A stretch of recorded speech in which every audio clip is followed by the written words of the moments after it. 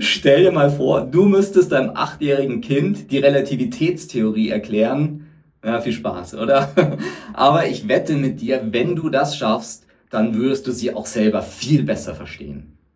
Und genau darum soll es heute gehen. Ich möchte dir die Feynman-Technik vorstellen, benannt nach dem Nobelpreisträger Richard Feynman. Und in dieser Technik ist die Kernidee, dass man einfach Dinge besser versteht, wenn man sie anderen möglichst einfach erklären kann. Im Prinzip besteht die Methode aus 3 Schritten.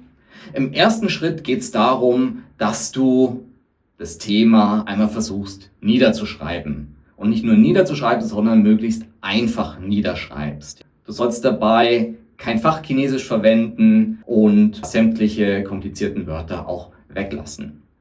Das ist der Schritt, wo dein Gehirn viel besser dann lernt, die Zusammenhänge zu begreifen. Im zweiten Schritt geht es dann darum, dass du Lücken identifizierst.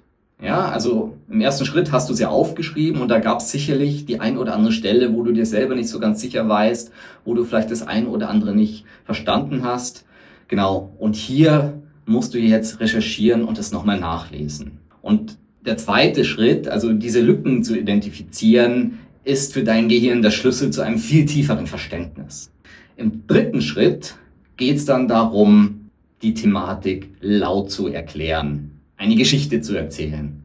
Also hol dir am besten dann dein Kind her und versuch es wirklich mal deinem Kind zu erklären oder erklärst deinem Teddybär oder schick irgendjemand eine Sprachnachricht, wo du einfach dann die Story erzählst.